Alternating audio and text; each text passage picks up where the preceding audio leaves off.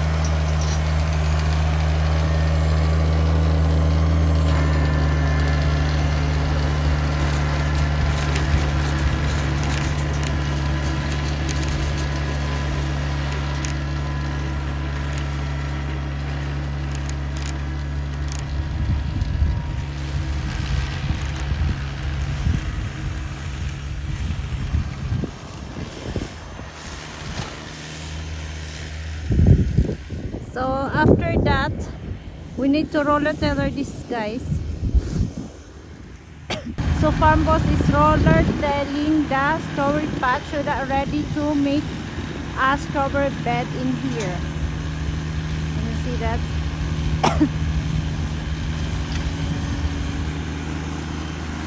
And this one here, guys, I need to clean up, but not so now. I am going to help him to roller tiller this area first so that he can able to go through.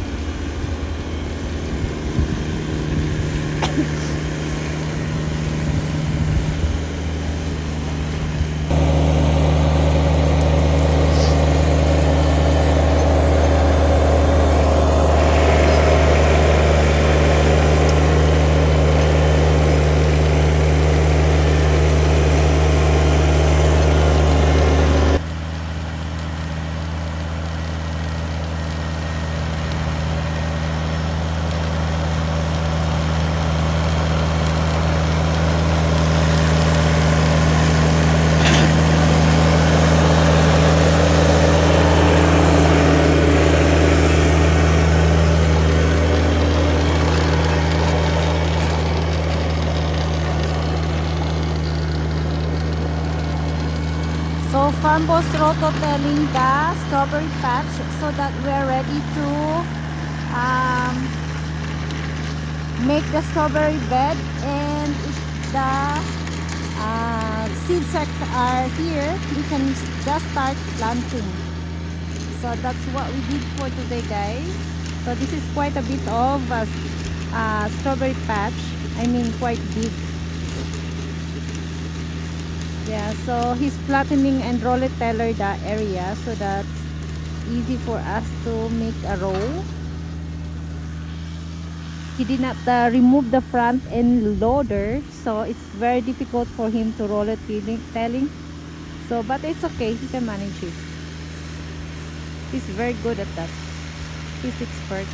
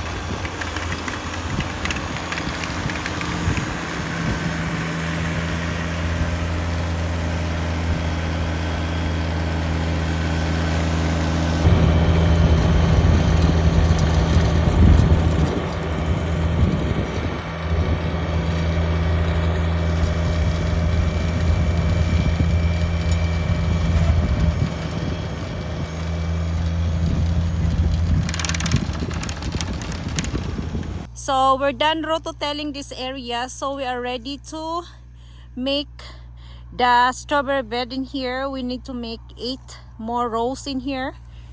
Yes, so today we're going back to have lunch and plant the carrots. Yeah, and the strawberries are sprouting. This is beef meatballs with tomato sauce. Of course, it's homemade. And this is the Italia pasta capellini. See, it's a fettuccine or a small one. No, that is a very angel hair. What do you call that? It's a small pasta. So this is our lunch for today.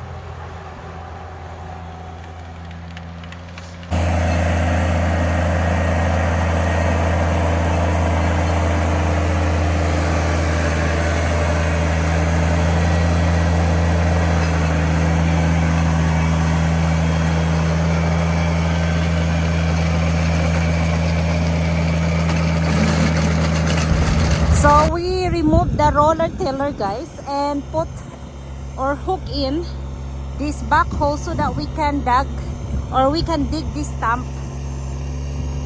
So Farm Boss is digging it right now.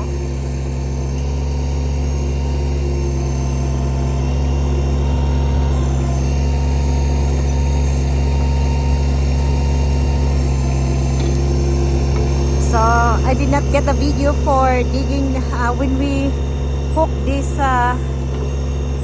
backhoe because I did not bring my phone anyway in the garage. I just leave the phone in here.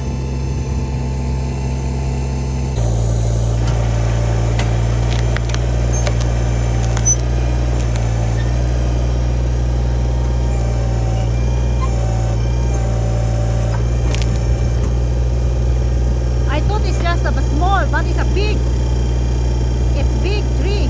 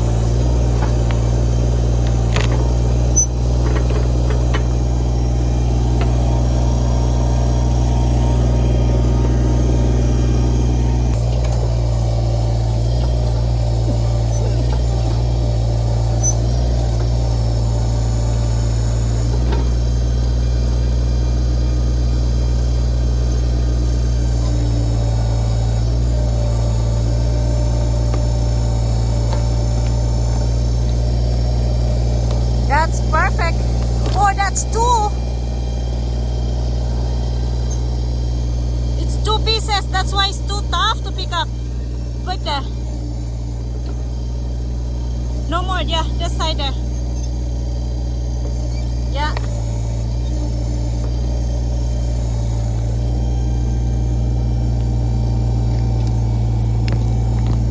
Good. No wonder it's kind of tough, eh? Another one there? I don't know. Let me check. Okay, let me check this. So we're done digging this stump. We have 7 stumps. there, here, and there. So now we have to put back the dirt because it's a big, we make a big hole in here. So it's time to put back the dirt.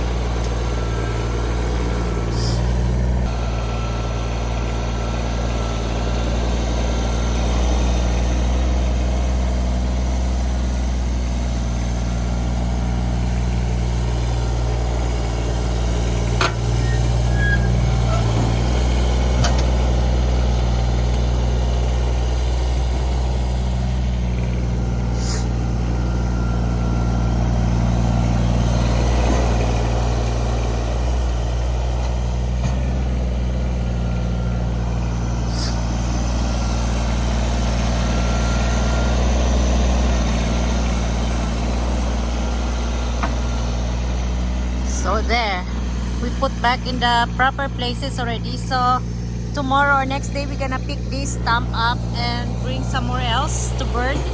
But now we're going to move to the other side.